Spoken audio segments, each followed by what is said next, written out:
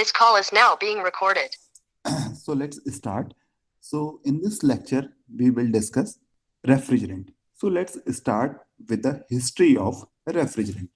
So देखिए, अगर हम हिस्ट्री की बात करें रेफ्रिजरेंट की, तो मैंने आपको बताया था कि रेफ्रिजरेंट कुछ भी हो सकता है। रेफ्रिजरेंट क्या है? वर्किंग फ्लूइड है इन द रेफ्रिजरेशन सिस्टम। आपने देखा कि डिफरेंट टाइप के रेफ्रिजरेशन सिस्टम हो सकते हैं, जैसे आपने देखी Bell Coleman cycle, reverse Carnot cycle, या फिर वेपर कंप्रेशन सिस्टम। तो आपने देखा जो हमारी रिवर्स कार्नोट साइकिल थी, उसमें वर्किंग फ्लूइड एयर थी, है ना। और जो हमारी बेल कॉलमैन साइकिल थी, उसमें भी वर्किंग फ्लूइड एयर था। बट जो वेपर कंप्रेशन साइकिल है, इसमें हमारा वर्किंग फ्लूइड क्या होता है? Liquid plus vapour, like CFC, ammonia, carbon dioxide, ये सब इसके वर्किंग रेफ्रिजरेंट हो सकते हैं। अब देखिए, स्टार्ट कैसे हुआ रेफ्रिजरेशन इंडस्ट्री। जो रेफ्रिजरेशन इंडस्ट्री स्टार्ट हुई है 1830 के अराउंड हुई थी। और उस टाइम पे क्या करा हमने? उन रेफ्रिजरेंट्स को चूज किया जिनका नॉर्मल बॉइलिंग पॉइंट कम था। अब नॉर्मल बॉइलिंग पॉइंट क्या होता है? नॉर्मल बॉइलिंग पॉइंट होता है NBP। अगर मैं बात करूं नॉर्मल बॉइलिंग पॉइंट की, तो नॉर्मल बॉइलिंग पॉइंट को हम डिफाइन करते हैं the boiling point at 1 atmospheric pressure. Okay, so what is the boiling point of water? What is the normal boiling point of water? 100 degree Celsius 100 degrees centigrade. So in the case of water, the normal boiling point is 100 degrees centigrade. But if we talk about ammonia, the normal boiling point of ammonia is minus 33.33 degrees centigrade. So it means the ammonia has lower normal boiling point. तो हमने क्या किया? हमने वो सारे working fluid choose किए जिनका normal boiling point कम होता है। That is clear. तो जब रेफ्रिजरेशन इंडस्ट्री स्टार्ट हुई, तो हमने क्या किया? हमने जिनका नॉर्मल बॉइलिंग पॉइंट कम था, हमने वो यूज किए, like carbon dioxide, ammonia, hydrocarbon, diethyl ether, ether, तो एल्कोहल, इन सब का नॉर्मल बॉइलिंग पॉइंट कम होता है। हमने इनको एज अ रेफ्रिजरेंट यूज किया। बट उस टाइम पे क्या होता था? देखिए, जैसे कार्बन डाइऑक्साइड है, कार्बन डाइऑक्साइड इज टॉक्सिक, मतलब टॉक्सिक तो नहीं कहेंगे, but if it is replace the air, it is dangerous for the human. अगर ये एयर को रिप्लेस कर देगी, तो कार्बन डाइऑक्साइड तो हम इनहेल कर नहीं सकते, क्योंकि हम क्या इनहेल करते हैं? ऑक्सीजन, और हम कार्बन डाइऑक्साइड निकालते हैं। अगर इन केस हमारे घर में रेफ्रिजरेटर है जिसमें कार्बन डाइऑक्साइड गैस है, अगर वो लीक करेगी, तो फिर क्या करेगी? प्रॉब्लम कर सकती है, ठीक है। मगर बहुत ज्यादा अमाउंट में अगर कोई लीक करेगी, तब हो सकता है। Otherwise carbon dioxide is safe. But other in the on the other case, ammonia. Ammonia क्या है? अमोनिया टॉक्सिक है। कार्बन डाइऑक्साइड तो टॉक्सिक नहीं है, बट अमोनिया टॉक्सिक है।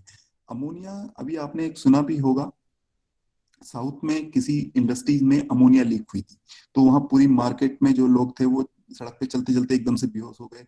जो अंदर इंडस्ट्री के थे, कुछ कैजुअलिटी भी हुई। तो ammonia is a dangerous refrigerant because it is toxic. Hydrocarbons. अब हाइड्रोकार्बन्स क्या है? Hydrocarbons are highly flammable. अगर हम घर में यूज कर रहे हैं हाइड्रोकार्बन, मान लीजिए हमारे रेफ्रिजरेटर या हमारे एयर कंडीशनर में हाइड्रोकार्बन यूज हो रहा है और वो लीक कर गया, तो ऐसे चांसेस हैं, अगर कहीं से उसको स्पार्क मिल गया या हाई टेम्परेचर सोर्स मिल गया, तो क्या हो सकता है? वहां पर फायर हो सकती है, ठीक है, फायर प्रोड्यूस हो सकती है। तो दीज आर वेरी हार्मफुल। तो शुरू में हमने क्या किया? हमने वो रेफ्रिजरेंट लिए इनका नॉर्मल बॉइलिंग पॉइंट कम था, ठीक है। अब क्या था? कुछ टेक्निकल इशू थे। टेक्निकल इशू जैसे हमने सल्फर डाइऑक्साइड भी ली थी एज अ रेफ्रिजरेंट, ठीक है, वो कोरोजन कर रही थी, या फिर अमोनिया के साथ सेफ्टी नहीं थी। तो इन सब रेफ्रिजरेंट में कुछ ना कुछ खामियां थी। कुछ कोई कोई फायर प्रोड्यूस कर रहा था, कोई कंबशन किसी का हो सकता था, कोई टॉक्सिक था, कोई उतनी अच्छी इफिशियंसी नहीं दे रहा था। तो 1930 में क्या हुआ? सीएफसीज इंट्रोड्यूस हुए, ठीक है। जब सीएफसीज इंट्रोड्यूस हुए, तो एकदम से जो सीओपी की वैल्यू थी हमारे सिस्टम्स की, वो इंक्रीज करी। और साथ में जो ये सीएफसीज थे, ना ये टॉक्सिक थे, ना ये फ्लेमेबल थे। तो कोई आग लगने का डर नहीं, और किसी के मरने का भी डर नहीं, ठीक है। बट इन 1980s में हमको पता चला कि जो ये सीएफसीज हैं, इनमें जो क्लोरीन है, ये क्या कर रहा है? जो ओजोन लेयर है at the top of the stratosphere, जो स्ट्रेटोस्फेयर में ओजोन लेयर है, उसको डिप्लीट कर रहा है। वहां पर एक होल प्रोड्यूस हो रहा है, जिसकी वजह से अल्ट्रावायलेट रेज हमारी अर्थ की सरफेस पे आ रही हैं and they are very harmful. We have already discuss the effect of ultraviolet rays. ठीक है, तो एक लॉ पास हुआ, मॉन्ट्रियल प्रोटोकॉल बोलते हैं जिसको, जिसने कहा कि इनके यूज पे इमीडिएटली बैन लगा दिया जाए सीएफसीज के. बट ऐसा पॉसिबल नहीं था कि एकदम से किसी चीज को आप बंद कर दी. तो क्या किया गया, कुछ टाइम दिया गया. और जैसे अभी इंडिया है, इंडिया को कुछ टाइम मिला था और उसने वो सारे के सारे रेफ्रिजरेंट अब रिप्लेस कर दिए हैं. ठीक है, दो तरीके के नेशन होते हैं, एक होते हैं डेवलप्ड नेशन, एक होते हैं डेवलपिंग नेशन, और एक होते हैं बिलो, जो जिनकी इनकम बहुत ज्यादा लो है. तो जो डेवलप्ड कंट्री थी उनने तो तुरंत के तुरंत बैन करने की कोशिश करी. जो डेवलपिंग कंट्री थी उनको कुछ टाइम दिया गया और धीरे धीरे वहां भी प्लेस हो गए. ठीक है, अब आज की डेट में इंडिया के अंदर भी आपको सीएफसीज लगे हुए कोई भी एयर कंडीशनर नहीं मिलेगा. ठीक है, उसके बाद एचसीएफसीज आए. बट इन 1990 एक चीज और ऑब्जर्व, नहीं उसके बाद क्या किया फिर, यहाँ से भी मगर सीएफसी के बराबर इफिशियंसी नहीं मिल पा रही थी, है ना. सीएफसी की इफिशियंसी बहुत अच्छी थी. तो फिर क्या किया, मिक्सिंग शुरू हुई डिफरेंट टाइप के. हमने दो रेफ्रिजरेंट मिला के तीसरा रेफ्रिजरेंट प्रोड्यूस करने की कोशिश की, मतलब उनकी ब्लेंडिंग की गई और फिर हमारे पास एचएफसीज आए. ठीक है, अब ये डिफरेंट रेफ्रिजरेंट हमारे पास आए और ये बहुत अच्छा परफॉर्म कर रहे थे. बट इन 2005, अराउंड 2000 टू 2005 हमको पता चला कि ग्लोबल वार्मिंग भी कुछ चीज होती है. और ये जो रेफ्रिजरेंट हैं they have high potential of global warming, जिसकी वजह से क्या हो रहा है, अर्थ का टेम्परेचर कंटिन्यूअसली इंक्रीज कर रहा है. तो इन तो जो ये डिफरेंट रेफ्रिजरेंट थे they have high global warming potential. तो फिर से एक रिजोल्यूशन पास किया गया जिसको बोलते हैं क्योटो प्रोटोकॉल. और उसके तहत जितने भी रेफ्रिजरेंट थे जो ग्लोबल वार्मिंग को कर रहे हैं उनको बैन किया गया. तो अब हमारे पास फिर से क्या ऑप्शन आ गया है, हमारे पास फिर से ऑप्शन आ गया है कि हम फिर से उन्हीं को यूज करें. किसको, कार्बन डाइऑक्साइड को, अमोनिया को और हाइड्रोकार्बन को. तो क्वेश्चन ये आता है कि सर ये अब टेक्निकल इशू और लोकल सेफ्टी अब कंसर्न नहीं है हमारा, बिल्कुल कंसर्न है. बट ये जो प्रोसेस शुरू हुई थी ये 1800 में शुरू हुई थी. तो उस टाइम पे हमारे पास ऐसे इक्विपमेंट नहीं थे, या हमारी जो रेफ्रिजरेशन इंडस्ट्री थी वो उस टाइम पे बिल्कुल शुरू हो रही थी. तो उतने ज्यादा सेफ्टी स्टैंडर्ड हमने नहीं बनाए थे. बट ये पूरे पूरे 200 साल पूरे होने पे हमने अपने आप को इतना डेवलप कर लिया है कि हम ये लोकल सेफ्टी जो है इसको कंट्रोल कर सकते हैं. अगर हम आज की डेट में अगर आप फॉरेन कंट्रीज में जाएं तो आपको ऐसे रेफ्रिजरेटर और एयर कंडीशनर मिल जाएंगे जो हाइड्रोकार्बन यूज कर रहे होंगे. दे आर फ्लेमेबल, वहां पर खतरा है फ्लेम उसका. बट हमने कुछ ऐसे स्टैंडर्ड डेवलप कर दिए हैं, हमने कुछ ऐसे जैसे कभी भी कोई भी सिस्टम बनेगा तो वहां पर ज्वाइंट होता है, लीक प्रूफ ज्वाइंट प्रोड्यूस कर रहे हैं. लीकेज होने का कोई खतरा ही नहीं है. अगर इन केस लीकेज हो भी जाए तो भी कोई डैमेज नहीं होगा. ये सब सारे इंश्योर करना अब हम 200 साल में सीख गए. तो और जो टेक्निकल डिफिकल्टी थी, हमने ऐसे कंप्रेसर्स, ऐसे सिस्टम बना लिए हैं जो सीओपी को इंक्रीज कर रहे हैं. तो कुल मिलाकर जहां से हमने इंडस्ट्री शुरू करी थी हम घूम के वहीं पर आ गए. अब ये इन सब चीजों से आपका कोई क्वेश्चन नहीं आएगा, और ये सब चीजें आप डिटेल में पढ़ेंगे अपने जब 6 सेमेस्टर में होंगे. तो एक कोर्स होगा आपका रेफ्रिजरेशन एंड एयर कंडीशनिंग, और उस यूनिट में आप ये सब चीजें डिटेल में पढ़ेंगे. बट क्वेश्चन क्या आ सकता है कि आप दो या तीन कॉमन रेफ्रिजरेंट के नाम बताइए. तो कॉमन रेफ्रिजरेंट के नाम याद रखने हैं तो कार्बन डाइऑक्साइड, अमोनिया, हाइड्रोकार्बन और सीएफसी. ठीक है, और ज्यादा याद रखना है तो एक ये वाला याद रख सकते हैं, R134A. ठीक है, ये मोस्ट कॉमन है जो आजकल जितने भी रेफ्रिजरेटर आ रहे हैं उनमें सब में यही यूज होता है. बट इसको भी बैन करना है क्योंकि ये इसका ग्लोबल वार्मिंग पोटेंशियल ज्यादा है. Okay, so these are the points in the history of the refrigerant. अब क्लासिफिकेशन करेंगे तो क्लासिफिकेशन दो तरीके से हो सकता है रेफ्रिजरेंट का. ठीक है, पहला हो सकता है सिंथेटिक, कि हमने अपने आप बनाया है उसको. सिंथेटिक मतलब कुछ केमिकल मिला के या कुछ और रिएक्शन करा के हमने केमिकली प्रोड्यूस किया है. दूसरा नेचुरल, जो नेचुरली मिलते हैं जैसे कार्बन डाइऑक्साइड है, अमोनिया है, हाइड्रोकार्बन है, ये नेचुरली अवेलेबल है इन द एनवायरमेंट. दूसरा होता है सेकेंडरी रेफ्रिजरेंट. अब ये सेकेंडरी रेफ्रिजरेंट क्या होता है ये समझना जरूरी है. सपोज ये आपकी बिल्डिंग है, ये आपकी पूरी बिल्डिंग है.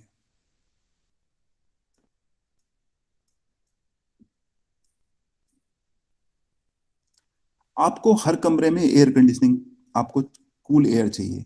तो होता क्या है, जो बिल्डिंग का बेस है वहां पर एक रेफ्रिजरेशन यूनिट सेटअप होती है।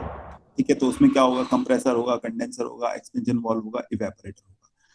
और इस सर्किट के अंदर क्या चल रहा होगा, रेफ्रिजरेंट चल रहा होगा। यहाँ पर कंप्रेसर से कंप्रेस होगा, कंडेंसर से हीट रिजेक्ट होगी, फिर एक्सपेंशन वाल्व में जाएगा और इवेपोरेटर में लो टेम्परेचर प्रोड्यूस होगा। अब होता क्या है, हमको इसको पूरी बिल्डिंग में देना है।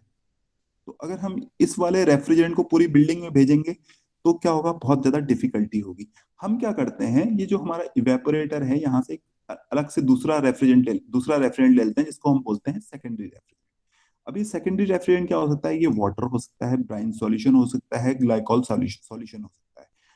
ये क्या करता है, ये इवेपोरेटर से हीट ले लेता है, हीट एब्जॉर्ब कर लेता है, हीट इसकी हीट इवेपोरेटर एब्जॉर्ब कर लेता है, तो ये कूल हो जाता है। सपोज हमारा वाटर है, तो वाटर को ये कूल कर लेता है 7 डिग्री तक। और ये 7 डिग्री जो वाटर है, ये सर्कुलेट होता है फिर बिल्डिंग में, ऐसे करके। ठीक है, और यहाँ पर जैसे मान लो ये कमरा है, तो यहाँ पर एक फैन लगा होगा जो कॉइल्स के ऊपर से पास होगा, और इसको वो कूल कर देगा रूम को। तो ये क्या एक्ट करा एज अ सेकेंडरी रेफ्रिजरेंट। ये डायरेक्टली कंप्रेस नहीं हो रहा है वाटर, या कंडेंस नहीं हो रहा है, या कुछ उसमें एक्सपेंशन नहीं हो रहा है, बट वो एज अ एक्ट कर रहा है मीडिएटर। यानी कि ये समझ लीजिए, जैसे ये सिस्टम यहाँ पर लगा हुआ है और आपको कूलिंग चाहिए यहाँ पर, तो क्या कर रहा है, यहाँ तो सिस्टम चल रहा है, यहाँ पर कूलिंग प्रोड्यूस हो रही है सपोज, तो यहाँ से क्या करेगा, हीट को इधर ट्रांसफर कर देगा एक सेकेंडरी सोर्स की तरह। समझ गए, लो टेम्परेचर कहीं और प्रोड्यूस हो रहा है, बट ये क्या कर रहा है, हीट को सर्कुलेट कर रहा है इधर को दूसरी जगह पर। उससे क्या होगा, हमारा जो रेफ्रिजरेंट है उसका यूज कम से कम होगा, उसकी क्वांटिटी कम हो जाएगी, क्योंकि अगर वहां क्वांटिटी बढ़ेगी तो कंप्रेशन वर्क भी बढ़ेगा। क्लियर? इस चीज में डाउट होगा, डेफिनेटली डाउट है। यस। सर पावर कंजप्शन भी तो ज्यादा होगा फिर सेकेंडरी उसमें रेफ्रिजरेंट में। नहीं बेटा नहीं, देखो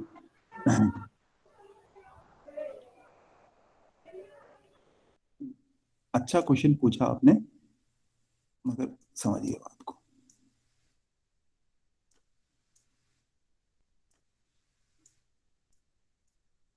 ठीक है, ये सब चीजें हायर लेवल की चीजें हैं, आपको मतलब अभी जानने की जरूरत नहीं है, बट पता होना चाहिए थोड़ा बहुत बेसिक। तो अगर थोड़ा बहुत बेसिक क्लियर होता है तो आंसर लिखने में आसानी होती है। 1 2 3 4। Okay, so this is your compressor, this is your condenser, this is your expansion valve, and this is your evaporator. Okay, अब हो क्या रहा है, देखिए यहाँ रेफ्रिजरेंट इस स्टेट पे क्या होते हैं, saturated vapours. Saturated vapour enter करते हैं कंप्रेसर में, जहां कंप्रेशन होता है उसका प्रेशर टेम्परेचर इंक्रीज होता है, फिर कंडेंसर में आते हैं, हीट रिजेक्ट होता है, फिर एक्सपेंशन वॉल्व में प्रेशर रिड्यूस होता है, और फिर वो इवेपोरेटर में जाके हीट एब्जॉर्ब करते हैं। अगर जैसे हमारा फ्रिज है, फ्रिज तो अंदर छोटा सा है, उसके अंदर से हीट एब्जॉर्ब कर रहा है। अगर ऐसा ना होकर हमारे पास सिस्टम बड़ा हो, तो हम क्या करते हैं, यहाँ पर एक सेकेंडरी लूप लगा लेते हैं।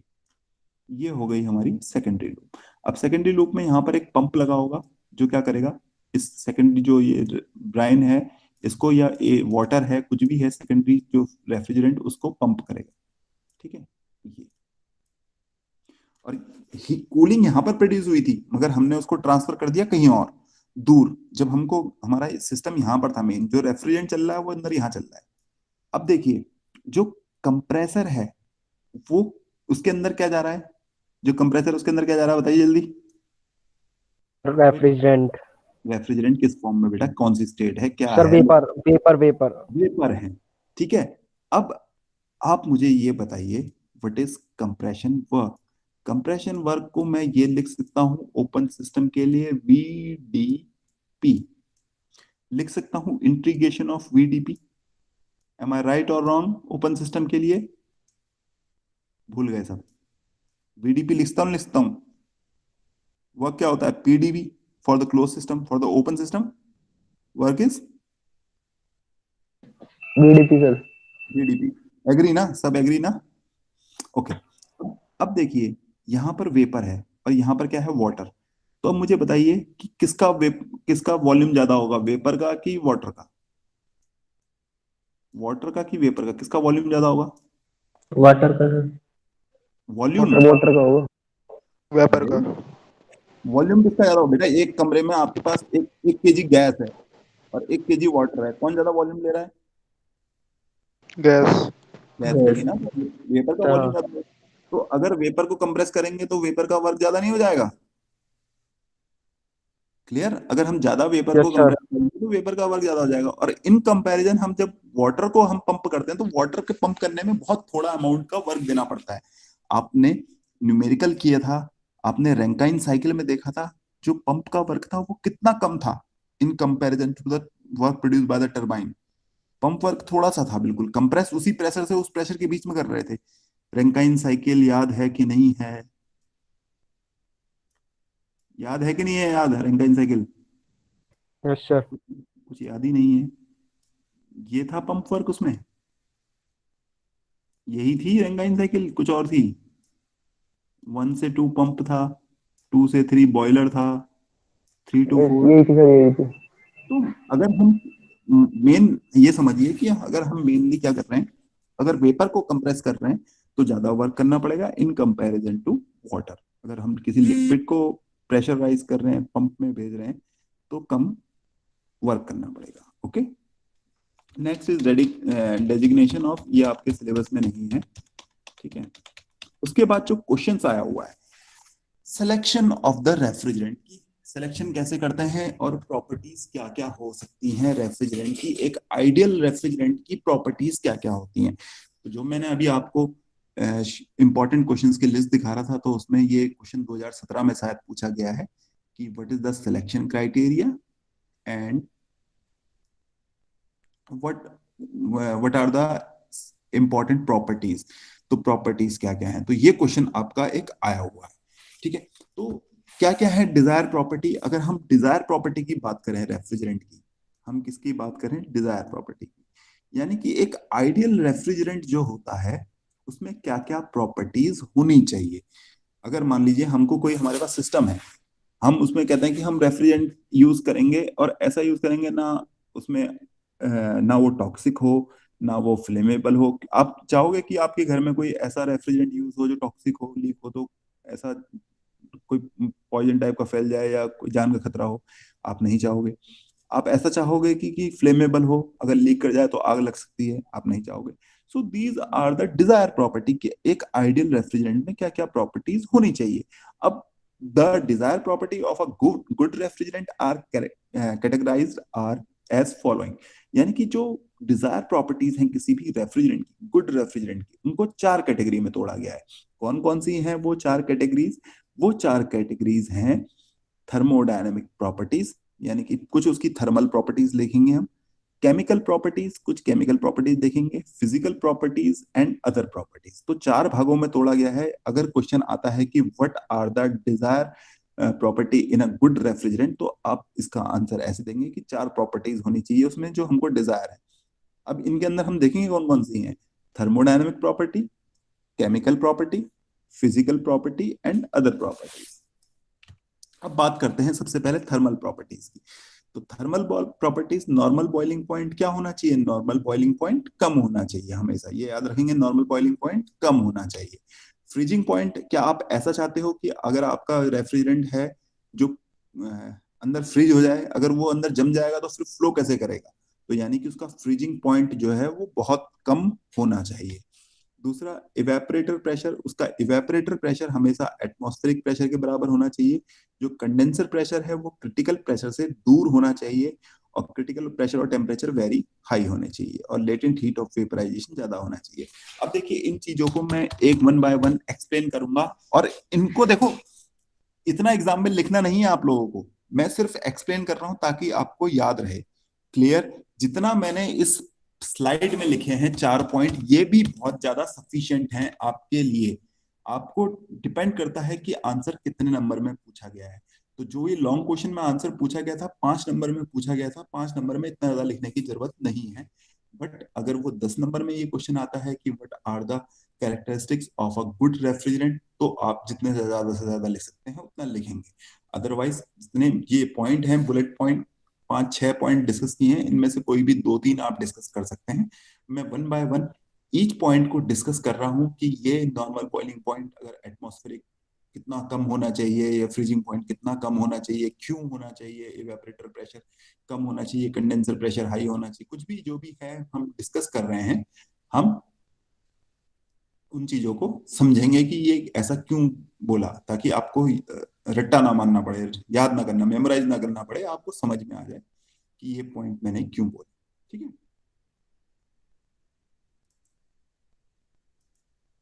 तो फर्स्ट पॉइंट डिस्कस करते हैं। First point is normal boiling point. अब normal boiling point of the refrigerant should be low, otherwise evaporator pressure reach in the vacuum pressure. अब इसका मतलब क्या है, देखिए ये आपका कंडेंसर, ये आपका यहां पर compressor,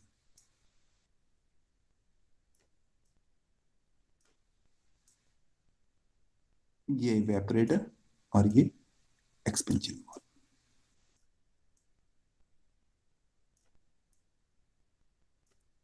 1, 2, 3 and 4. So this is evaporator, this is compressor, this is condenser. अब जो नॉर्मल बॉइलिंग पॉइंट है, जो नॉर्मल बॉइलिंग पॉइंट है शुड बी लो। अब जो अगर आप इसका PV diagram, pH diagram draw करने की कोशिश करें, तो पीएच डायग्राम किस तरीके से ड्रॉ करते हैं बेटा? पीएच डायग्राम, दो प्रेशर लिमिट होती हैं। दो प्रेशर कौन सी लिमिट होती है? एक होता है इवेपोरेटर प्रेशर और दूसरा होता है कंडेंसर प्रेशर। तो दिस इज द साइकिल, 1, 2, 3, 4। तो जो लो प्रेशर है, जो लो प्रेशर है वो सबसे ज्यादा लो प्रेशर कहां पर होता है? इवेपोरेटर में। कि कंडेंस दो ही प्रेशर होते हैं, इवेपोरेटर प्रेशर और कंडेंसर प्रेशर। तो कंडेंसर प्रेशर तो हाई है और इवेपोरेटर प्रेशर लो है। तो लो प्रेशर में क्या है? इवेपोरेटर में।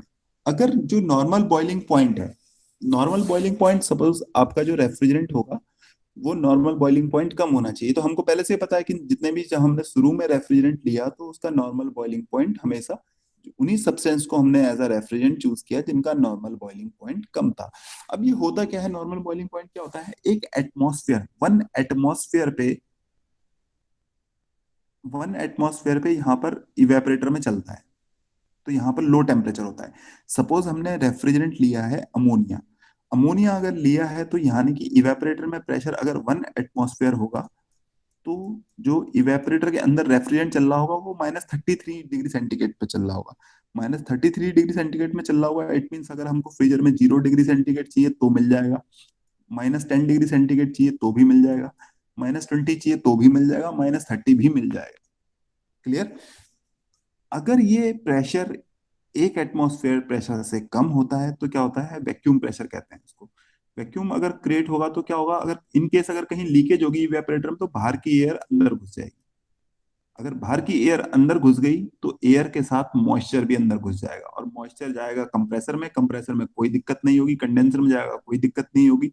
बट जब वो एक्सपेंशन वॉल्व में जाएगा मॉइस्चर, जब वो एक्सपेंशन वॉल्व में जाएगा, और एक्सपेंशन वॉल्व क्या होती है?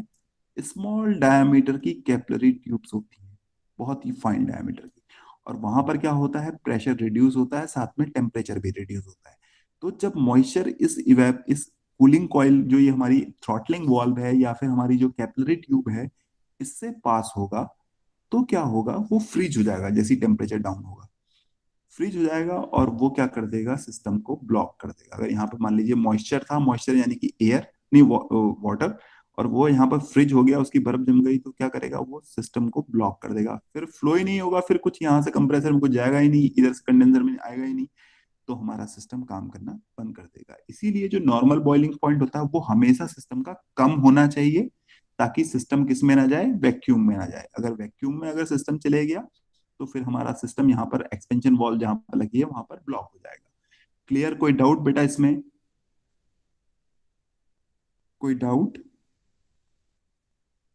यस, सर, सुन भी? No sir. अब देखिए इन चीजों का ना एक्सप्लेनेशन बहुत बड़ा बड़ा है, सारी चीजों का। और फ्रीजिंग पॉइंट तो जैसे मैंने आपको पहले बता दिया, फ्रीजिंग पॉइंट पहले से ही बहुत कम होना चाहिए। अगर मान लीजिए अगर सिस्टम में अगर कूलिंग कर रहे हैं, पता चला अंदर ही फ्रिज हो गया, वो इवेपोरेटर के अंदर, तो फ्रीजिंग पॉइंट भी इसी तरीके से कम होना चाहिए। जो इवेपोरेटर प्रेशर है, जो मैंने एक्सप्लेनेशन दिया, इवेपोरेटर प्रेशर हमेशा क्या होना चाहिए, slightly above to the atmospheric pressure.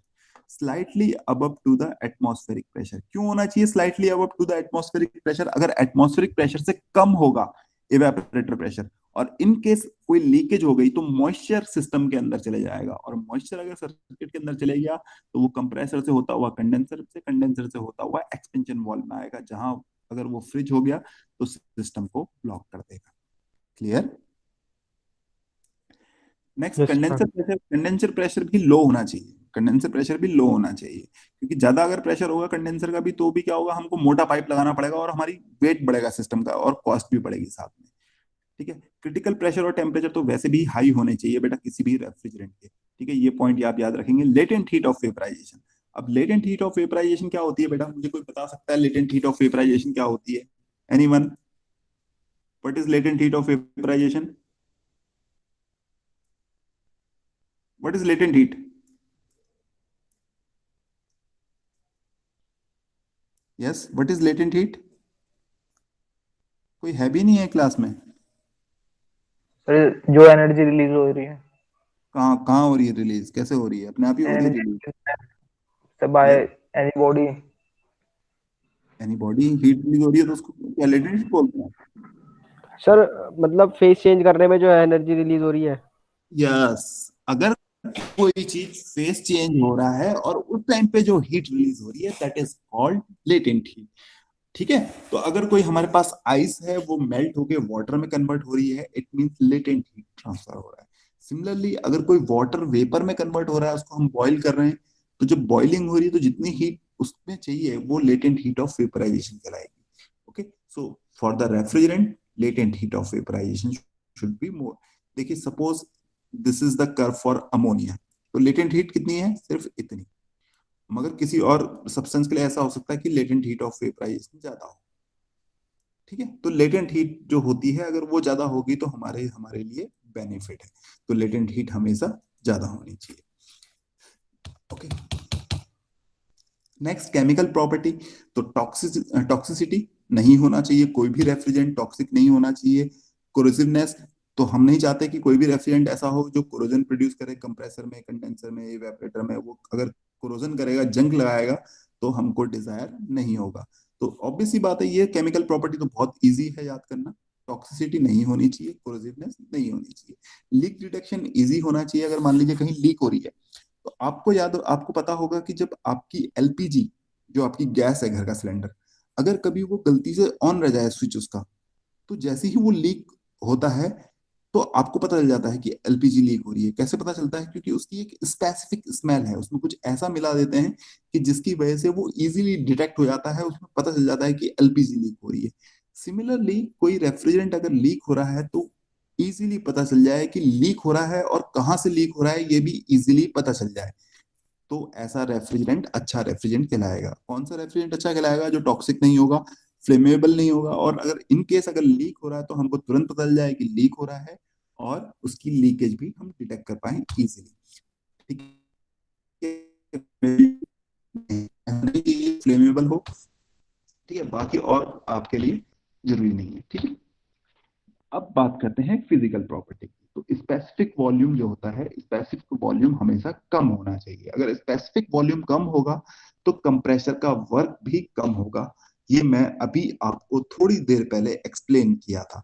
अगर सपोज ये हमारा PV diagram, TV diagram, TV diagram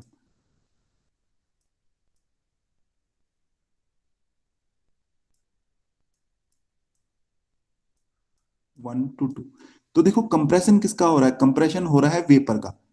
तो अगर स्पेसिफिक वॉल्यूम कम होगा तो कंप्रेशन वर्क भी कम होगा, क्योंकि what is the compression work? Compression work को हम ये भी लिख सकते हैं वी डी पी, इंट्रीगेशन। तो अगर स्पेसिफिक वॉल्यूम कम होगा तो हमारा जो कंप्रेशन वर्क है रेफ्रिजरेंट का, वो भी कम होगा इन द रेफ्रिजरेशन सिस्टम। तो स्पेसिफिक वॉल्यूम हमेशा कम होना चाहिए। क्लियर?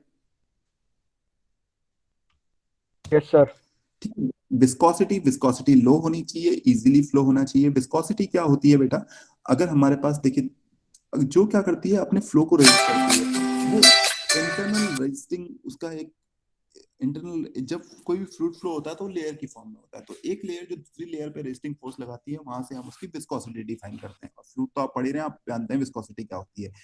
जैसे आपके पास कोई अगर टार है, हैवी ऑयल है, ग्रीस है, तो इनकी विस्कोसिटी वेरी हाई है। और जबकि कोई वाटर है, मिल्क है, इनकी विस्कोसिटी कम है। तो विस्कोसिटी अगर कम होगी तो इजीली फ्लो होगा, फ्रिक्शन कम होगा, प्रेशर ड्रॉप कम होगा। ठीक है। Thermal conductivity, thermal conductivity should be high to the heat transfer, क्योंकि हमको हीट रिजेक्ट करनी है इन द कंडेंसर और हीट एब्जॉर्ब करनी है इन द इवेपोरेटर, तो थर्मल कंडक्टिविटी हाई होनी चाहिए। ठीक है। डाई इलेक्ट्रिक स्ट्रेंथ आपके लिए जरूरी नहीं है। अदर क्या है, अदर प्रॉपर्टीज है, हैंडलिंग एंड मेंटेनेंस। तो हैंडलिंग इजी होनी चाहिए, मेंटेनेंस इजी होनी चाहिए, सेफ होनी चाहिए। कॉस्ट क्या होनी चाहिए, रेफ्रिजरेंट की कॉस्ट कम होनी चाहिए। अवेलेबिलिटी इजीली अवेलेबल होना चाहिए। पता चला आपने कोई एक ऐसा रेफ्रिजरेंट ले लिया जो अगर आपको रिफिल करना पड़ रहा तो इंडिया के अंदर मिल ही नहीं रहा, तो फिर ऐसे रेफ्रिजरेंट का क्या फायदा है। तो ये जनरल पॉइंट है, अवेलेबिलिटी जो होनी चाहिए वो इजीली अवेलेबल होना चाहिए। दूसरा, इन्वायरमेंट फ्रेंडली होना चाहिए। इन्वायरमेंट फ्रेंडली का मतलब क्या है कि वो क्या करे, ओजोन लेयर जो है उसको नुकसान नहीं पहुंचाए। दूसरा, जो ग्लोबल वार्मिंग हो रही है वो ग्लोबल वार्मिंग को रोके। ठीक है, ग्लोबल वार्मिंग को सपोर्ट ना करे। तो उनका जो जो ओजोन डिप्लीशन पोटेंशियल है वो लो होना चाहिए, जीरो होना चाहिए। और जो ग्लोबल वार्मिंग पोटेंशियल है, मतलब जो ग्लोबल वार्मिंग, अगर कोई कुछ रेफ्रिजरेंट ऐसे होते हैं जो ग्लोबल वार्मिंग करते हैं, अगर इस तरीके का रेफ्रिजरेंट है तो वो अच्छा रेफ्रिजरेंट नहीं है। कोई भी एक अच्छा रेफ्रिजरेंट वही होगा जो ओजोन लेयर को नुकसान नहीं पहुंचाएगा और ग्लोबल वार्मिंग को सपोर्ट नहीं करेगा। तो बेटा हमने 4 पॉइंट डिस्कस किए थे कि एक अच्छा रेफ्रिजरेंट कब अच्छा रेफ्रिजरेंट हो सकता है। तो हमने 4 पॉइंट यूज किए थे। फर्स्ट वन में हमने देखा था थर्मल प्रॉपर्टी। थर्मल प्रॉपर्टी में हमने नॉर्मल बॉइलिंग पॉइंट देखा, हमने प्रेशर देखा, हमने फ्रीजिंग पॉइंट देखा। तो कोई भी आप 3 पॉइंट या 4 पॉइंट याद रख सकते हैं इस क्वेश्चन के जवाब के लिए। ठीक है। दूसरा, हमने फिजिकल प्रॉपर्टी देखी। फिजिकल प्रॉपर्टी, टॉक्सिक नहीं होना चाहिए, फ्लेमेबल नहीं होना चाहिए, कोरोसिव नहीं होना चाहिए। तो ये सब सारी क्या थी, फिजिकल प्रॉपर्टी थी। उसके बाद हमने केमिकल प्रॉपर्टी देखी, सॉरी ये केमिकल प्रॉपर्टी में आया था। फिजिकल प्रॉपर्टी में हमने डिस्कस किया था कि स्पेसिफिक वॉल्यूम, विस्कोसिटी और थर्मल कंडक्टिविटी। और उसके बाद हम अदर प्रॉपर्टीज में देख रहे हैं। तो अदर प्रॉपर्टीज में जो जनरल बातें हैं वो तो यह है कि कॉस्ट कम होनी चाहिए, अवेलेबल होना चाहिए और हैंडलिंग इजी होनी चाहिए। साथ में द मोस्ट इंपॉर्टेंट पॉइंट कि एनवायरमेंट फ्रेंडली होना चाहिए। एनवायरमेंट फ्रेंडली मतलब अगर वो लीक करता है तो वो ओजोन लेयर को नुकसान नहीं पहुंचाएगा, और इन केस अगर वो लीक होता है तो वो ग्लोबल वार्मिंग को भी सपोर्ट नहीं करेगा। That is clear? Yes, that is clear. Yes sir.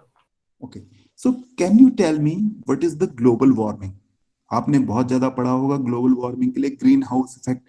आप मुझे ग्लोबल वार्मिंग बता दीजिए या ग्रीन हाउस इफेक्ट बता दीजिए, कोई भी एक जना। आपने बचपन से पढ़ते हुए आ रहे हैं हर क्लास में कि green house effect, global warming क्या होते हैं ये? एनीवन?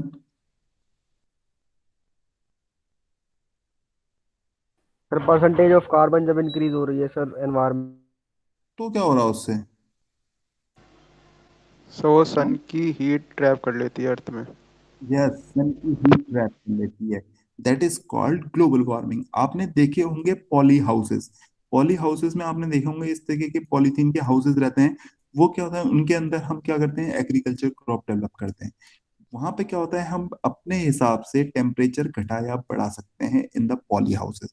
वहां देखा होगा आपने, वहां एयर कंडीशनर भी लगे होते हैं। ठीक है। इस तरीके का पॉली हाउस होता है, वहाँ पे एयर कंडीशनर भी लगे होते हैं, फैन भी लगे होते हैं, हम वहाँ पर वाटर का वो भी स्प्रे भी कर सकते हैं। तो वहां पर क्या करते हैं, हम मेंटेन करते हैं। तो एक्चुअली क्या है, ये जो ग्रीन हाउस इफेक्ट है वो ये यूज कर रहे हैं, या सेम फिनोमिना पे हमारी ग्लोबल वार्मिंग भी होती है। मैं एक आपको एक छोटा सा एग्जांपल दूंगा जिसकी हेल्प से आप इजीली समझ जाएंगे कि व्हाट इज ग्लोबल वार्मिंग। ठीक है। तो नेक्स्ट 5 मिनट्स लेक्चर में बचे हैं, और ये नेक्स्ट 5 मिनट आपके इंपॉर्टेंट हैं एज अ सब्जेक्ट नहीं, बट जनरल भी आपको एक इंफॉर्मेशन डेवलप करने के लिए आपके लिए ये बहुत इंपॉर्टेंट है। तो ध्यान से सुनिए, नेक्स्ट एग्जांपल क्या दे रहा हूं मैं जिसकी हेल्प से हम ग्लोबल वार्मिंग या फिर ग्रीन हाउस इफेक्ट को समझते हैं। आपने देखा होगा कि आपके पास कार है। ठीक है, उस कार को आप किसी मार्केट में या किसी भी प्लेस पे खड़ा कर दीजिए थोड़ी देर के लिए। जब आप उसको थोड़ी देर के लिए खड़ा करके छोड़ के जाते हैं और दिन का टाइम है, सनलाइट पड़ रही है, तो क्या होता है, जो कार होती है आपकी, जब आप वापस लौटते हैं तो जो उसके इनसाइड है, जो उसका इनसाइड है, वहां टेम्परेचर बहुत ज्यादा हाई होता है। वो टेम्परेचर हाई कैसे हुआ? एनीवन? सर बाहर की गर्मी से, बाहर के टेम्परेचर की क्या वजह होता है कि जो सन है, ये हाई टेम्परेचर पे है। जो सन है, ये किस पे है? हाई टेम्परेचर पे। तो कोई भी बॉडी जो हाई टेम्परेचर पे होती है, वो वेवलेंथ शॉर्ट वेवलेंथ का रेडिएशन प्रोड्यूस करती है। तो यहाँ से जो हीट आई, वो शॉर्ट वेवलेंथ की थी। और वो जो ये मटेरियल है, ग्लास है, विंडो है, इनको इजीली क्रॉस करके अंदर एंटर कर जाती है inside the body of the car. ठीक है। अब वो क्या करती है, जो ये हीट रेज आई हैं शॉर्ट वेवलेंथ की, वो अंदर गई और उसने जो अंदर का मटेरियल है, सीटिंग मटेरियल है, डैशबोर्ड है, कुछ भी है अंदर, जो भी इंटीरियर है, उनको हीट अप करना शुरू किया। तो जब ये जैसे जैसे हीट अप होना शुरू होते हैं, तो ये इनका टेम्परेचर लो टेम्परेचर होता है इन कंपैरिजन टू द सन। सन के कंपैरिजन में तो हर चीज का टेम्परेचर कम ही होगा। तो जब ये जैसे जैसे हीट होना शुरू होते हैं, तो ये भी क्या करते हैं, हीट को वापस इमिट करते हैं। तो जब ये हीट को वापस इमिट करते हैं, तो जो बॉडी जो लो टेम्परेचर पे होती है, वो रेडिएशन प्रोड्यूस करती है लॉन्ग वेवलेंथ का।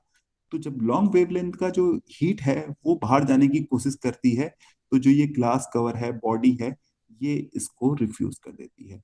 तो यानी कि ये जो बॉडी है, ये सिर्फ एक्सेस देती है किसको? शॉर्ट वेवलेंथ की रेडिएशन को। और जब लॉन्ग वेवलेंथ का रेडिएशन यहाँ से बाहर जाता है, तो उसको बाहर जाने नहीं देती है। तो कंटिन्यूअसली क्या होती है, हीट ट्रैप होने लग जाती है। और ये जब कंटिन्यूअसली हीट ट्रैप होती है, तो क्या होता है, जो इनसाइड द टेम्परेचर है, जो बॉडी के कार के अंदर का टेम्परेचर है, वो कंटिन्यूअसली राइज करते चले जाता है। इसी को हम बोलते हैं ग्रीन हाउस इफेक्ट। ठीक है। अब क्या हो रहा है हमारा इन्वायरमेंट में, क्या है, डिफरेंट गैसेस हैं। जो हमारा एटमॉस्फेयर है, वो डिफरेंट गैसेस से मिलके बना हुआ है। तो जब सन की वेवलेंथ, आज जब सन रेडिएशन देता है, तो वो इनको तो क्रॉस कर जाती है, इनको तो क्रॉस कर जाती है और लोकल एटमॉस्फेयर में हीटिंग करती है। अब हमारी सरफेस हीट हुई है, कोई पॉन्ड हीट हुआ है, कुछ भी हीट हुआ है, अब वो क्या करेगा, जैसे ही वो टेम्परेचर राइज करेगा, हर बॉडी हर टेम्परेचर पे कुछ ना कुछ रेडिएशन देती है। ठीक है। तो वो क्या करेगा, रेडिएशन हीट को बैक करेगा, या कुछ रिफ्लेक्शन के थ्रू वापस जाएगी। ठीक है। तो इनको बैक करेगा। तो जब ये इन्वायरमेंट से बाहर निकलने की कोशिश करती हैं, तो यहाँ पे डिफरेंट गैसेस की लेयर होती है, जो क्या करती है, इनको अलाउ नहीं करती है बाहर जाने के लिए, और वापस रिफ्लेक्ट बैक कर देती है। तो जो हीट है वो इनसाइड ट्रैप हो रही है, और हमारा टेम्परेचर जो अर्थ का है, वो कंटिन्यूअसली इंक्रीज कर रहा है। Okay. And this is known as global warming. Okay. इसकी वजह से क्या हो रहा है, जो हमारे पोलर कंट्रीज हैं, जो जो उसमें है, वहां पे क्या हो रहा है, जो आइस जो है मेल्ट होना शुरू हो रही है due to this global warming. Okay. एक इम्बैलेंस क्रिएट हो रहा है। Okay. So these are the cause of global warming. और इनमें कौन सपोर्ट कर रहा है? इनमें सपोर्ट कर रहे हैं जो रेफ्रिजरेंट हैं। अगर वो लीक होते हैं, तो वो ऑब्वियस सी बात है, एटमॉस्फेयर का पार्ट बन जाते हैं, and they support global warming. तो हमारी जो नई गाइडलाइन है, उसमें हमको उन रेफ्रिजरेंट को भी रिप्लेस करना है जो ग्लोबल वार्मिंग को प्रोड्यूस कर रही हैं। सो आज की क्लास में हमने सिर्फ एक क्वेश्चन डिस्कस किया, what are the good characteristics of a refrigerant. So अगर एक कोई रेफ्रिजरेंट है, तो वो अच्छा रेफ्रिजरेंट कब कहलाएगा, या एक अच्छे रेफ्रिजरेंट की क्या कैरेक्टरिस्टिक्स हो सकती हैं, हमने डिस्कस किया 4 पार्ट में। उसकी थर्मल प्रॉपर्टी देखी, उसकी फिजिकल प्रॉपर्टी देखी, उसकी केमिकल प्रॉपर्टी देखी, और सम अदर प्रॉपर्टी देखी। अदर प्रॉपर्टी में वो ग्लोबल वार्मिंग नहीं करना चाहिए, वो ओजोन लेयर को डिप्लीट नहीं करना चाहिए, उसकी कॉस्ट कम होनी चाहिए, इजीली अवेलेबल होना चाहिए, और मेंटेनेंस और हैंडलिंग इजी होनी चाहिए। केमिकल प्रॉपर्टी की बात करें तो टॉक्सिक नहीं होना चाहिए, कोरोसिव नहीं होना चाहिए, फ्लेमेबल नहीं होना चाहिए। फिजिकल प्रॉपर्टी की बात करें तो स्पेसिफिक वॉल्यूम कम होना चाहिए, विस्कोसिटी कम होनी चाहिए। ओके। और अगर हम बात करें थर्मल प्रॉपर्टी की, तो नॉर्मल बॉइलिंग पॉइंट कम होना चाहिए, फ्रीजिंग पॉइंट कम होना चाहिए, लेटेंट हीट ऑफ वेपराइजेशन ज्यादा होनी चाहिए, क्रिटिकल प्रेशर क्रिटिकल टेम्परेचर कम होना चाहिए, कंडेंसर प्रेशर कम होना चाहिए, इवेपोरेटर प्रेशर 1 एटमॉस्फेयर से ज्यादा होना चाहिए। So these are the different condition. तो ये क्वेश्चन आया था एक 5 नंबर का या 7 नंबर का, अपने आपके लास्ट ईयर एग्जाम में, AKTU एग्जाम में 2017 में अराउंड। ठीक है। So any doubt in this question, in this lecture? Any doubt in this lecture? No Yes. सर. Okay. So we will continue our class in the ये topic जो हमारा है, ठीक है. अब मैं सिर्फ एक टॉपिक बच रहा है, that is vapour absorption system. वो टॉपिक आपका बचा हुआ है, उसको हम करेंगे अपनी नेक्स्ट क्लास में, और उसके बाद आपका सिलेबस खत्म हो जाएगा. उसके बाद मैं 1 by 1 unit wise short questions को डिस्क्राइब करूंगा, जैसे मैं बन रहा है, ठीक है. तो हम 5th यूनिट से स्टार्ट कर सकते हैं या 4th यूनिट से स्टार्ट कर सकते हैं, वो आपके सेशनल में भी आपको हेल्प करेगा, ठीक है. बट इसमें बेटा मेरे को थोड़ा टाइम चाहिए अभी बनाने में. ऐसा नहीं होगा कि ये एक ही दिन में बन जाएगा सारा काम, ठीक है. धीरे धीरे जैसे जैसे डेवलप होते रहेगा हम इनको डिस्कस करते रहेंगे, और ये उसके बाद जब ये पूरा कंपाइल हो जाएगा तो मैं उसके बाद आपको आपके साथ शेयर भी करूंगा इसको, ठीक है बेटा. अगर कोई और डाउट हो, कोई प्रॉब्लम हो, जैसे ये प्रॉब्लम मेरे को अभिषेक ने बताई थी, तो मैंने फिर इसके बाद ये सॉल्यूशन इसका सोचा, है ना. अगर ऐसी ही किसी को कोई और प्रॉब्लम होती है तो मेरे साथ शेयर कीजिए, फिर मैं उसका सॉल्यूशन सोचूंगा. क्लियर? एनी डाउट बेटा? एनी सजेशन कोई और? Yes class? No sir. ठीक है बेटा, now you can leave the class. Thank you.